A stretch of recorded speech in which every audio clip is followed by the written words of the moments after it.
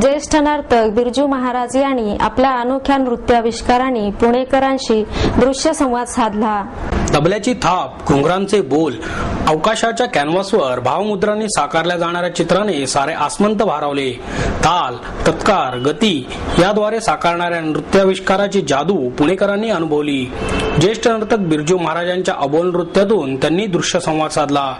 दगडूशेठ हलवाई गणपती ट्रस्टच्या वतीने आयोजित संगीत महोत्सवात ज्येष्ठ नर्तक बिरजू महाराज यांच्या नृत्याचे आयोजन करण्यात आले होते. सहज साधा अभिनय, घुंगरांच्या झणकारावरही असलेले प्रभुत्व यांच्या प्रत्यक्ष दर्शनाने पुणेकर भारावले. कृष्ण, शिव, निसर्ग, प्राणी, पक्षी याबरोबरच जीवनचक्रातील बालक, किशोर, युवा आणि वार्धक्य या चार अवस्थातील नृत्यातील ताल कसे साकारतात याचे दर्शन महाराजांनी घडवले. यावेळी गाड्यांचे नंबरही तालांच्या भाषेत त्यांनी सादर केले. हातांच्या साध्या साध्या हालचालीने प्रगट होणाऱ्या चित्राचा अनोखा आविष्कार रसिकांना थक्क करणारा होता. त्यानंतर ताल धमालमध्ये त्यांनी नृत्याय सादर केले. सजनवा जाने दे मैका ही रचना सादर करताना कधी नववधूचा माहेरी जाण्याचा हट्ट तर कधी पतीची कठोरता यांचे अनोखे नाट्य महाराजांनी साकारले. तसेच तबला हा प्रियकर आपली प्रेयसी घुंगरूला मानवताना होणारी जुगलबंदीने रसिकांची वाहवा मिळवली. यावेळी पंडित अरविंद कुमार आझाद यांनी तबला, मनोज देसाई यांनी हार्मोनियम, संगीत मित्रा यांनी सारंगीवर साथ संगत केली. काँग्रेस आणि राष्ट्रवादीने शहर सुधारणा आणि विधी समितीसाठी स्वतंत्र अर्ज भरले. मात्र महिला बाल कल्याण समितीसाठी राष्ट्रवादीच्या मिनल सरोदे आणि क्रीडा समिती अध्यक्षपदासाठी काँग्रेसचे नगरसेवक अविनाश बागवे यांची निवड निश्चित समजली जात आहे. विरोधी पक्ष असलेल्या महाराष्ट्र नवनिर्माण सेनेने एकाही समितीसाठी उमेदवारी अर्ज न भरल्याबद्दल आश्चर्य व्यक्त केले जात आहे. स्थायी समिती अध्यक्षपदाच्या निवडणुकीनंतर शहर, विधी, महिला बाल कल्याण आणि क्रीडा समितीसाठी दुपारी 3 ते 5 या वेळेत अर्ज मागवण्यात आले होते. शहर सुधारणा आणि विधी समिती कोणाला द्यायची यावर आघाडीत एकमत झाले नाही. त्यामुळे शहर सुधारणा समिती अध्यक्षपदासाठी राष्ट्रवादीच्या वतीने चेतन तुपे, काँग्रेसचे सुधीर जानजोत आणि युतीतर्फे शिवसेनेचे सचिन भगत यांनी अर्ज भरले. तर उपाध्यक्षपदासाठी राष्ट्रवादीच्या वतीने नगरसेविका उषा कळमकर, काँग्रेसचे सनी निमण आणि युतीतर्फे मेघा कुलकर्णी यांनी उमेदवारी अर्ज दाखल केले आहेत. विधी समिती अध्यक्षपदासाठी राष्ट्रवादीच्या वतीने महेंद्र पठारे, काँग्रेसचे दत्ता बैरट, युतीचे धनंजय जाधव यांनी अर्ज दाखल केले आहेत. तर उपाध्यक्ष पदासाठी राष्ट्रवादीच्या वतीने विनायक हणमगर, काँग्रेसच्या लता राजगुरू आणि शिवसेनेचे प्रशांत बधे यांनी अर्ज दाखल केला आहे. क्रीडा समिती अध्यक्षपदासाठी आघाडीच्या वतीने अविनाश बागवे आणि युतीतर्फे माधुरी सहस्त्रबुद्धे यांनी अर्ज दाखल केला आहे. तर उपाध्यक्ष पदासाठी राष्ट्रवादीच्या वतीने सचिन दोडके तर शिवसेनेच्या वतीने भरत चौधरी यांनी अर्ज दाखल केला आहे. आघाडीचे बहुमत असल्याने अध्यक्षपदासाठी बागवे आणि उपाध्यक्षपदी दोडके यांची निवड निश्चित समजली जात आहे. मागण्या मान्य होईपर्यंत बेमुदत दुकाने बंद ठेवण्याचा निर्णय राज्य सराफ महामंडळाच्या बैठकीत एकमताने घेण्यात आला. केंद्रीय अर्थसंकल्प कायद्यातील तरतुदी या सराफ व्यावसायिकांच्या विरोधात असून त्याच्या निषेधार्थ विविध बँकांसाठी व्हॅल्युएशनचे कामही बंद करण्याचा ठराव यावेळी करण्यात आला. तसेच येत्या 30 मार्च रोजी औरंगाबाद येथे राज्यव्यापी मोर्चाही काढण्यावर या बैठकीत शिक्कामोर्तब करण्यात आले. केंद्रीय अर्थमंत्री प्रणव मुखर्जी यांनी अर्थसंकल्पात सोन्यावरील करामध्ये वाढ करण्याचा निर्णय घेतला आहे. बिगर ब्रँडेड सोन्याचे उत्पादन आणि सीमा शुल्कामधील दरात वाढ करण्यात आली असून अबकारी करातही 1% वाढ करण्यात आली आहे. गेल्या काही दिवसांपासून सराफांनी बंद पुकारला आहे. या पार्श्वभूमीवर पुढील दिशा ठरवण्यासाठी महाराष्ट्र राज्य सराफ महामंडळाची बैठक पुण्यात झाली. त्यामध्ये हा निर्णय घेण्यात आला.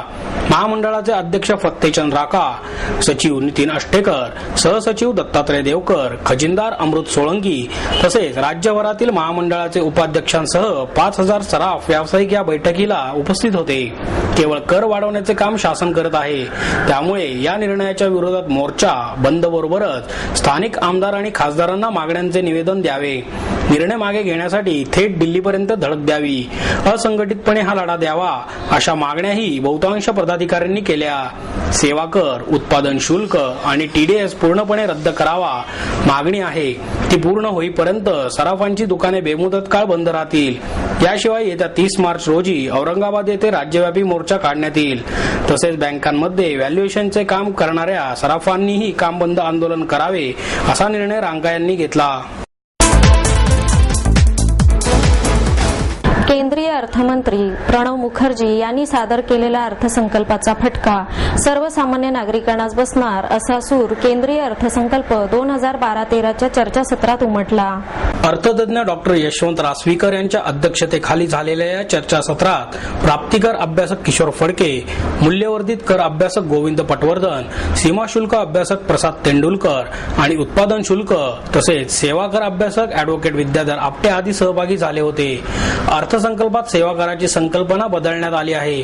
पूर्वी सेवा पूर्ण झाल्यानंतर सेवा कर आकारला जायचा, मात्र सेवा द्यायला सुरुवात केल्यापासून सेवा कर आकारला जाणार असल्याचे सांगून अॅडव्होकेट विद्याधर आपटे म्हणाले, सेवा करामध्ये नकारात्मक लिस्ट आणून योग्य निर्णय घेण्यात आला आहे, मात्र त्यात परिपूर्णता नाही. त्यामुळे पुढील सुधारणेचे आणि उपाय येण्याची शक्यता आहे. भारतीय रोजगारावर सर्वात मोठा याचा परिणाम होणार आहे. तर बँकिंग क्षेत्रात सेवा कर कमी केल्याचा आणि रस्ता दुरुस्तीला संपूर्णपणे सेवा करातून सूट देण्याचा निर्णय स्वागत करण्यासारखाच आहे. केंद्रीय अर्थसंकल्पातील एका हाताने दिल्यासारखे करून दुसऱ्या हाताने शासनाने काढून घेतले आहे. तर सेवा करामध्ये करण्यात आलेल्या वाढीचा सर्वाधिक फटका सामान्य नागरिकांना बसणार असल्याचे सांगून राज्यातील अर्थसंकल्पाबद्दल बोलताना गोविंद पटवर्धन म्हणाले, आज अर्थमंत्री अजित पवार यांनी अनेक आजारी उद्योगाला सवलत दिली आहे. हे योग्य नसून उद्योग आजारी का पडतात यावर उपाय करणे गरजेचे असल्याचे त्यांनी सांगितले. देशातील न्यायव्यवस्था मजबूत नाही. न्यायालयाने विरोधात निर्णय दिल्यावर शासन कायद्यात बदल करते. यामुळे परदेशात भारताची प्रतिमा खराब होते असंही त्यांनी नमूद केले.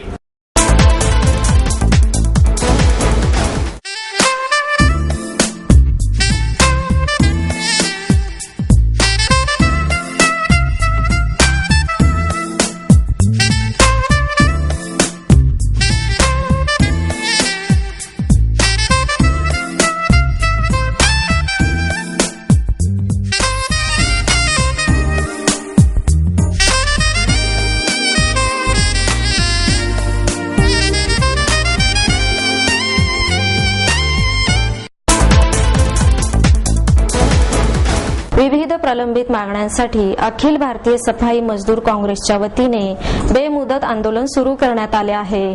सफाई कर्मचाऱ्यांना राहण्याकरता सदनिका त्वरित मिळवण्यात तसेच वारस प्रकरणातील जाचक चारित्र्य पडताळणी अट रद्द करण्यात यावी या आणि इतर प्रलंबित मागण्यांसाठी अखिल भारतीय सफाई मजदूर काँग्रेस पुणे नगरपालिका युनियनचे अध्यक्ष सतीश लाल बिगे यांच्या नेतृत्वाखाली बेमुदत आंदोलन सुरू केले आहे. सफाई कर्मचाऱ्यांचा विविध प्रलंबित मागण्यांसाठी उपायुक्त के.सी. काटकर आणि पाठक यांच्याशी चर्चा झाली. यानंतर बेमुदत आंदोलन करण्याचा निर्णय घेण्यात आला. या बेमुदत आंदोलनात अॅडव्होकेट नाना क्षीरसागर, दिनेश देशमुख, सुनील पवार, विशाल घाडगे, संदीप कुंजीर, हेमंत सोळंकी, लक्ष्मण दिवाल, ज्ञानेश्वर माने, प्रताप सोळंकी यांच्यासह मोठ्या संख्येने नागरिक उपस्थित होते. सांगलीतील सराफी दुकानांवर दरोडे टाकणाऱ्या 3 अट्टल गुन्हेगारांना पुणे गुन्हे शाखेच्या पोलिसांनी अटक केली आहे. या तिघांनी 12 दिवसांपूर्वी सांगली शहरातील एका सराफी व्यापाऱ्याच्या पत्नी आणि मुलांचे हातपाय बांधून शस्त्राच्या धाकावर दरोडा घातल्याचे चौकशीत निष्पन्न झाले.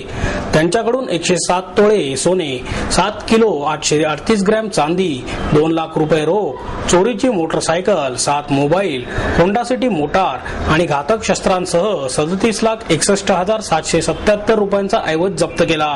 गुन्हे शाखेचे अप्पर पोलीस आयुक्त अनंत शिंदे यांनी ही माहिती दिली.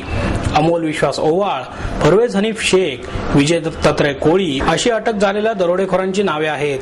चिंचवडमधील बालाजीनगर परिसरात राखाडी रंगाच्या होंडा सिटी मोटारीतून 3 दरोडेखोर सराफी दुकानात दरोडा टाकण्याच्या प्रयत्नात असल्याची माहिती गुन्हे शाखेच्या पोलिसांना मिळाली.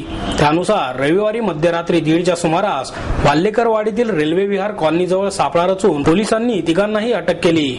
आरोपींनी 13 मार्चला सांगलीतील माळी वस्ती सचिन ज्वेलर्स या सराफी व्यापाऱ्याच्या घरातील दुकानावर दरोडा घातला.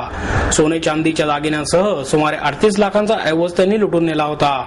अमोल विरुद्ध पुण्यातील विविध पोलीस ठाण्यात 9 गुन्हे तर परवेज विरुद्ध खुनाचे 2 गुन्हे दाखल आहेत. सांगलीत दरोडा घालण्यासाठी विजय कोळीची त्यांनी मदत घेतली असेही शिंदे यांनी सांगितले.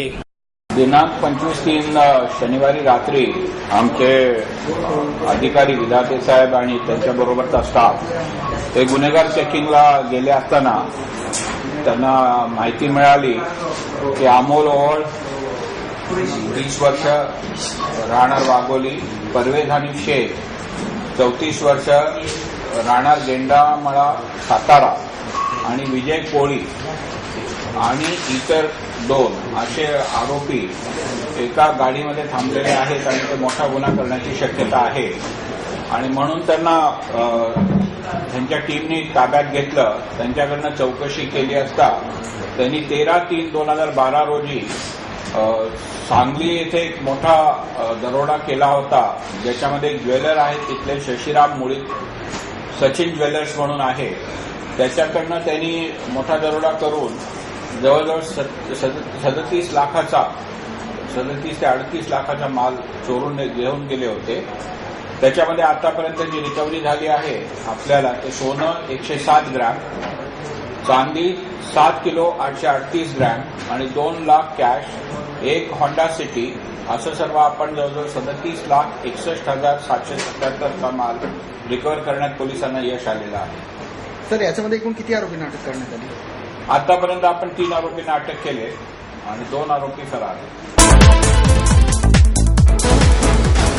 छत्रपती संभाजी महाराजांच्या बलिदानाने राष्ट्राला आणि धर्माला संजीवनी प्राप्त करून दिली, असे मत ज्येष्ठ इतिहास संशोधक पांडुरंग बलकवडे यांनी व्यक्त केले. धर्मवीर संभाजी प्रतिष्ठानच्या वतीने छत्रपती संभाजी महाराज या विषयावर आयोजित व्याख्यानात ते बोलत होते. नाना नाशिककर, विनायक अभ्यंकर, शंकर खेडेकर यावेळी उपस्थित होते. बलकवडे म्हणाले, नियतीने या युग पुरुषाला किती त्रास दिला असावा. छत्रपती शिवाजी महाराजांना नशिबाने कायमच साथ दिली. संभाजी महाराजांना मात्र जन्मापासूनच संघर्ष करावा लागला. मातृसुख त्यांना मिळू शकले नाही. किती थोर पुरुषांच्या वाट्याला असे संघर्षमय जीवन आले. संभाजी महाराजांनी धर्मकारण, समाजकारण आणि राजकारणात कुठेही कमतरता ठेवली नाही. छत्रपती शिवाजी महाराजांच्या अकाली निधनानंतरही अनेक विरोधकांचा संघर्ष संभाजी महाराजांना करावा लागला. त्यांच्या नेतृत्वाविषयी काहींनी शंका निर्माण केली, पण संभाजी महाराजांनी आपले सामर्थ्य दाखवले. राजकीय क्रांती करून त्यांनी आपला हक्क प्रस्थापित केला. विजापूर, पोर्तुगीज आणि इंग्रजांशी तह करून त्यांनी त्यांच्यावरच विजय मिळवला. मुघलांशी सामर्थ्यानेशी संघर्ष केला. केवळ मराठी साम्राज्याचे रक्षण करणे एवढेच सामर्थ्य त्यांनी मानले नाही, तर मुघलांना शह देऊन सामर्थ्यावर विजय मिळवला, असेही बलकवडे यांनी सांगितले. सेमी क्लासिकल संगीताचे सादरीकरण असलेल्या आलाप या कार्यक्रमाने पुणे रसिकांवर गारूड केले. सेमी क्लासिकल गाणी ही नेहमीच रसिकांच्या मनात बसतात आणि नुसती बसतच नाही तर वर्षानुवर्षे टिकून राहतात. या पार्श्वभूमीवर राजा परांजपे प्रोडक्शन चिरंतन असणाऱ्या सेमी क्लासिकल हिंदी गाण्याचा नजराणा घेऊन आलाप या कार्यक्रमाद्वारे रसिकांच्या भेटीला आला. या कार्यक्रमात लागा चुनरी में दाग पासून अलबेला सजन पर्यंतच्या सेमी क्लासिकल हिंदी गाण्यांचा प्रवास आलापमध्ये उलगडला आहे. अशा अनेक गाण्यांनी रसिकांना मंत्रमुग्ध केले.